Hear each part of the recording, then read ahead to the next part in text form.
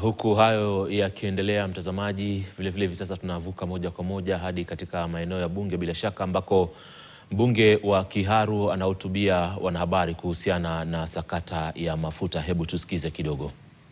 This, and we have seen in the current National Treasury, instead of them listening to Kenyans and seeing what they can do to make things better, they started chest thumping and talking down on people and talking down on Kenyans.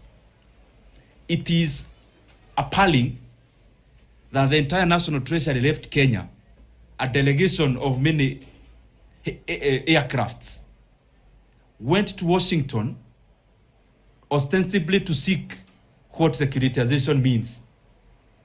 That an answer they already had here in Kenya, being told by Kenyans that securitization was an illegal borrowing, they still had to go to Washington for IMF and the World Bank to confirm to them that the amount of money Kenya has borrowed in the name of securitization, both in terms of fuel levy and the railway development levy, that all those proceeds and the processes are processes that are illegal and criminal.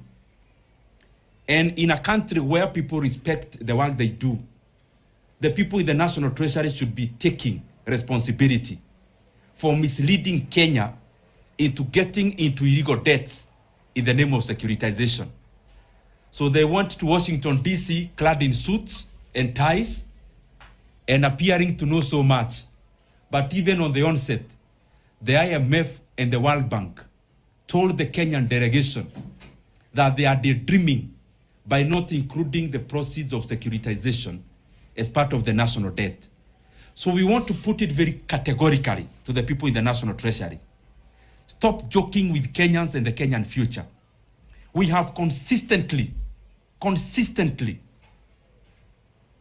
been challenging them that securitization is illegal, but securitization, even if it has to happen, the proceeds must form part of the national debt. You didn't have to go to Washington for IMF and the World Bank to confirm what Kenyans have been saying to you, the people in the National Treasury and the entire executive. They should come back, own up, and those who are taking should take responsibility, take it. And let me just put it also very plainly.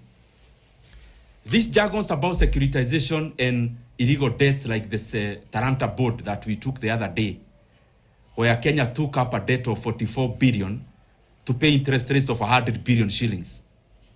These are issues that were floated even before 2023. And it has been disappointing for me and for many of us who were on that table that time, because all the logical experts, real ones, from the National Treasury, all the technocrats, all the director generals were of the opinion that securitization is wrong. But along the way, they were coerced by the executive and their bosses to put our country into this kind of experimentation. So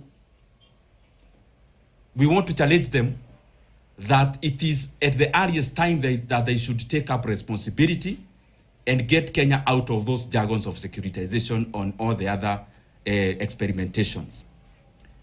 Currently, the Kenyan debt is going towards 13 trillion Kenya shillings.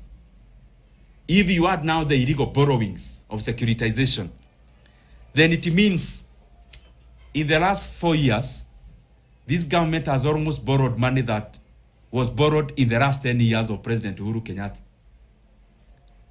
and many multiples of what President Kibaki borrowed.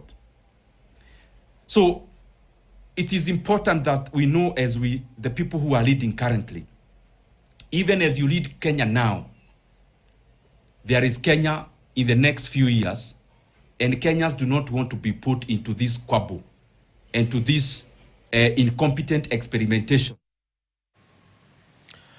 Ni mbunge huyo wa Kiharu hapo akizungumzia masuala ya deni la taifa na namna ambavyo linavyodhibitiwa.